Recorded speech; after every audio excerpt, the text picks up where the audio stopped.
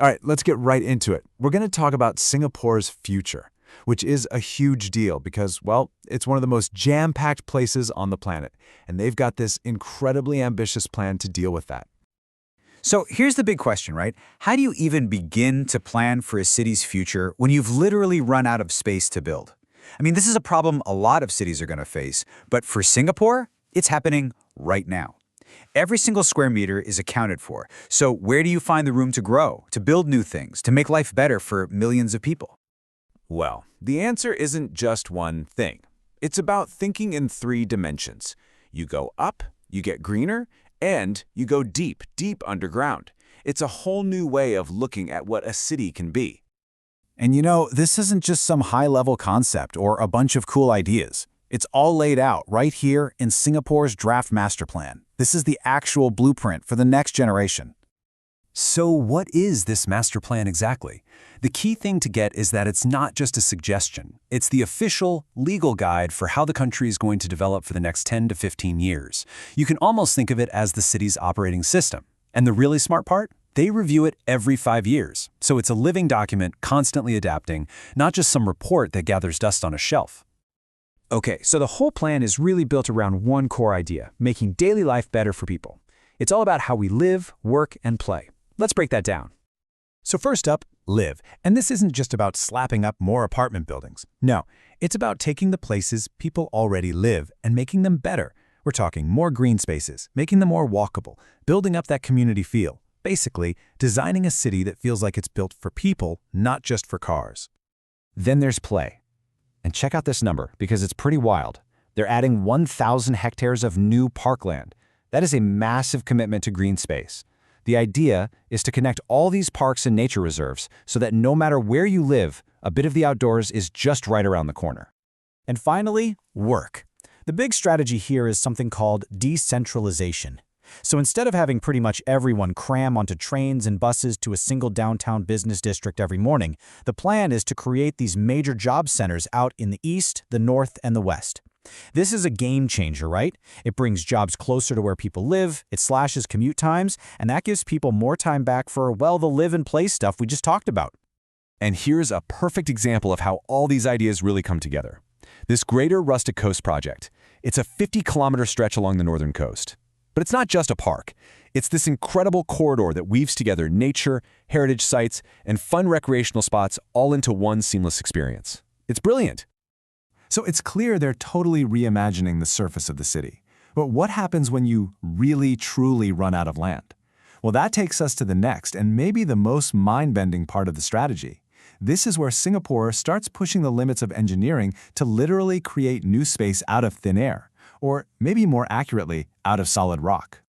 And this quote from Prime Minister Lee Hsien Loong just nails the kind of thinking you need for this. To solve a problem this huge, you have to be willing to try things that sound like they're straight out of science fiction. Okay, look at this number, 150 meters. What do you think that is? It's not the height of a building, it's the depth under the seabed where Singapore has built one of its most incredible projects ever. We are talking about the Jurong Rock Caverns, and just look at these stats. The capacity is just staggering. It can hold the equivalent of 600 Olympic-sized swimming pools worth of oil. But here's the really important part. Yeah, it cost about 30% more than just creating new land from the sea. But in exchange for that cost, it freed up 60 hectares of super valuable surface land. You see, it's a strategic trade-off. They're spending money to save their most precious resource of all, space. But digging down is only part of the puzzle. The other really clever approach is looking at the land they already have and asking a simple question: can we use this better? And this is a perfect, and I mean massive, example. Just by moving one airbase, Singapore is going to free up a plot of land that's 5 times the size of an entire town. And this land isn't just going to get a bunch of new buildings plopped on it. It's going to be completely transformed into a brand new district, one that even cleverly weaves the site's aviation history into its design. How cool is that? So they're creating all this new space, right? Both deep underground and on the surface. But what kind of city are they actually building there? That brings us to our final piece of the puzzle, a vision for a city that's both super smart and incredibly sustainable. And if you want a sneak peek of what this future actually looks like, you've got to check out the Punggol Digital District. Now, this is not just another business park. It's being built from the ground up to be a living laboratory, basically a real-world testing ground for the smart technologies that could one day run the entire city. And the sustainability targets they've set here are just wow. They're aiming for a 30% drop in energy use and a 35% cut in carbon from operations. To put that in perspective, that's like taking 4,000 cars off the road every single year. And they're doing it with things like super efficient district-wide cooling systems and smart energy grids. So how does all this magic happen? It's all about the tech backbone. You've got this open digital platform, which you can think of as the district's brain. It's constantly talking to a digital twin, which is a perfect virtual copy of the entire district, fed real-time data from over 20,000 sensors. This lets them optimize everything, from how much energy is being used to predicting when something needs maintenance. Of course, a truly smart city is also a car-light one. And the strategy here is really simple but so effective. It's all about making it way easier and more enjoyable to walk, bike, or take public transport than it is to drive your own car. And this all ties into that bigger national goal, which is to have 8 out of every 10 homes be just a short walk away from a train station.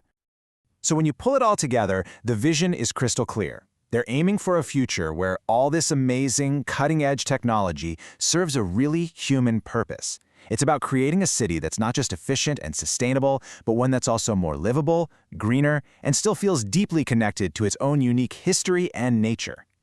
And that really leaves us with one big question to chew on. Singapore's whole model is built on this intense, super detailed, long-range planning. As cities all over the world just keep getting bigger and more crowded, you have to wonder, is this kind of meticulous, decades-ahead blueprint the only way forward for the cities of the future?